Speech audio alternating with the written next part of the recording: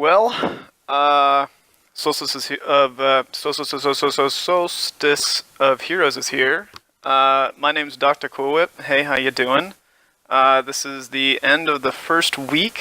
I'm not really sure what day it is because I haven't really stopped to check. It's Sunday.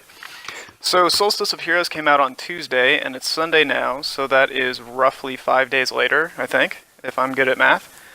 And I am completely done with everything. As you can see, I'm 400 points. Got that grind checked. I got my ship checked. Off the box, off the brisket, off the burners, out the kitchen, to the table. Signed, sealed, delivered, and eaten. So, yeah. I wanted to make this video to talk about how I felt about the Solstice of Heroes event. What I liked, what I didn't like, some general feedback, and then I guess we could wrap this whole pup dog show up with I don't know, maybe some talks about Forsaken. So let's get into it. What I liked about it, or actually let's go with a general overtone. So Solstice of Heroes was very, very, very involved. It was one of the most requisite heavy grinds that I've ever had to do in Destiny. The event itself is over a month, which I think is a very good time frame for people to build up their characters if they're low light.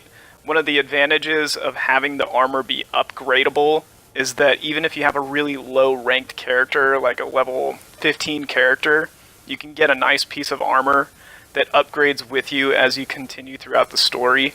And it starts you off at a really easy pace, so if you're just making a new character to finish off that ship quest or whatever, as you can see in front of you, if you're just making a new character, having that armor upgrade with you as you're leveling up is huge. So I think that was a really good design choice that they made. It also really encouraged people to think outside the box and think outside the meta and do things that are new and interesting and engaging. So I'm very happy that those changes were there. As far as more overalls, I think the campaign rework, the way that they did the missions, some of them were extremely challenging.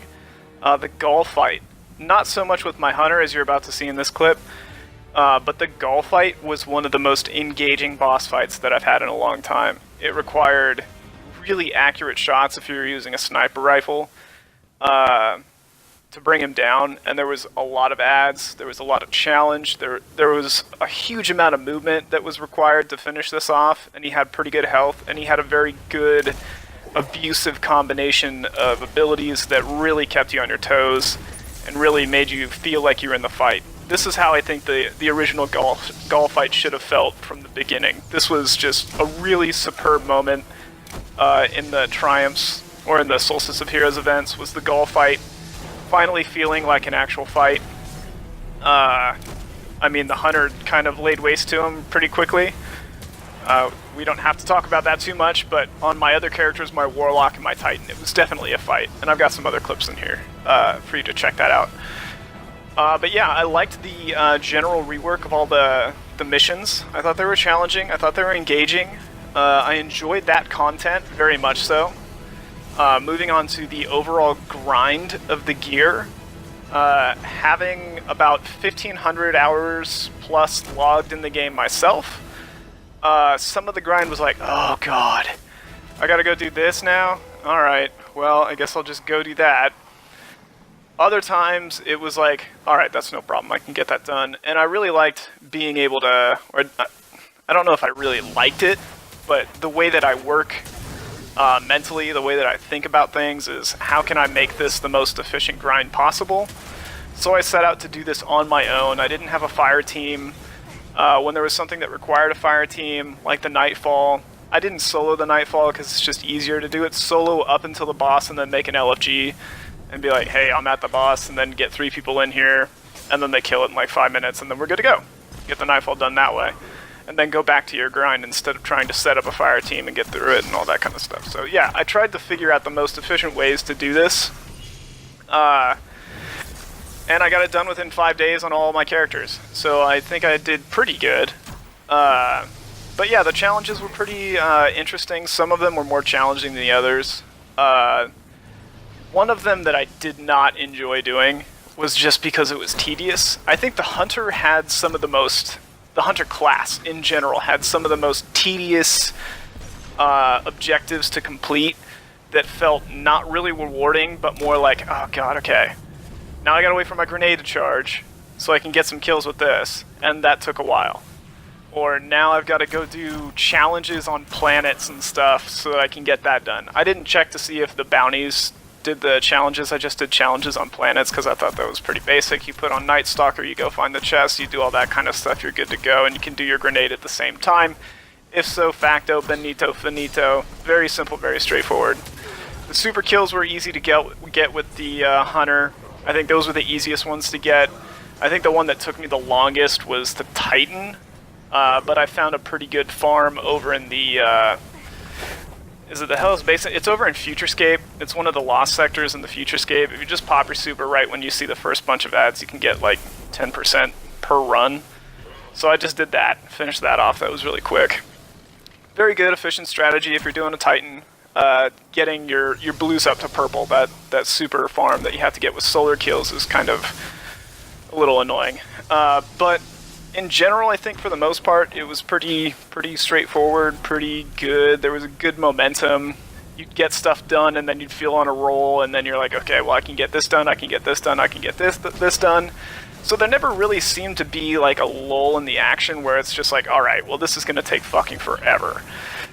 I think one of the things also was doing the masterworks in order to get some of the achievements done in the game to get to 400 points for your score, for your Solstice score. It was really nice that it wasn't masterworking an entire full set of armor, which is what I originally thought. So a bunch of my buddies and I, we jumped into the Prestige raid. We got that done, knocked it out, and then I also finished that challenge. And hey, I'm not going to complain. I got that done. So masterworking my armor isn't really going to be on my priority of lists or things to do. I think the armor's cool, but it's not really my favorite armor in the game. I'm not really that impressed by it. Just not my thing. I don't like looking like a golden boy or whatever it is. It's just not my thing. I like looking like a scumbag, and you can hate me or love me for that, but that's just my opinion. The other thing too is that let's see here. I don't really like the stats on some of them. The Hunter one's not too bad, but the Warlock, I'm kind of not sold on it. So moving on. What did I think about the overall grind in terms of negative connotations? Well, as I mentioned before, I'm about 1,500 hours into the game. I've played it a lot. I play it a lot more than a lot of people. But that doesn't necessarily make me good or make my feedback matter so much. It just means that I have more time spent doing stuff that's in the game, whether it be strikes or raids or Crucible or whatever. I have a lot of time spent in the Crucible just because I like PvP. But if there's any negative that I would have to say about this, it's that because I have 1,500 hours in the game, I've done a lot of this stuff already, and a lot of it.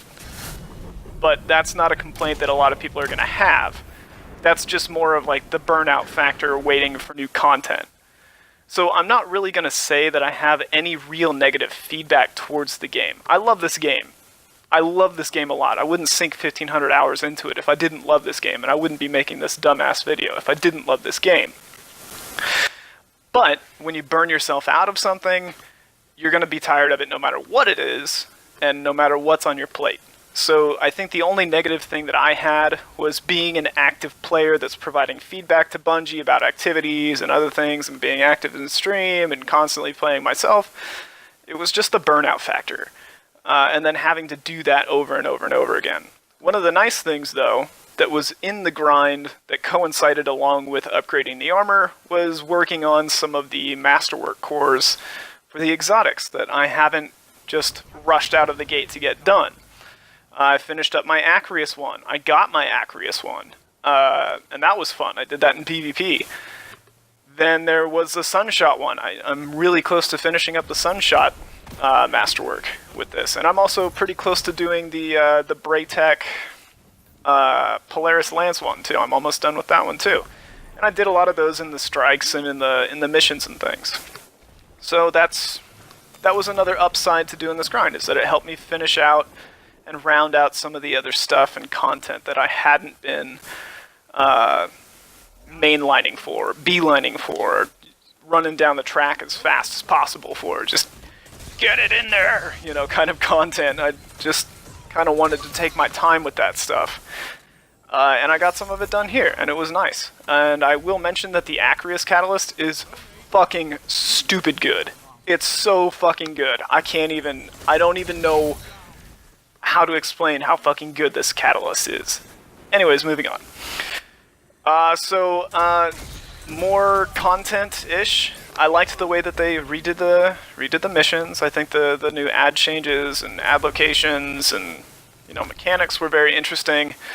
The mission that I think was the most difficult for me to get through varied per class. I think as a hunter, the most difficult mission was easily the Sunside mission, where you had to go outside right next to the sun in the mission 1AU and fight outside while taking damage from the sun, but you overcome that by using Crimson.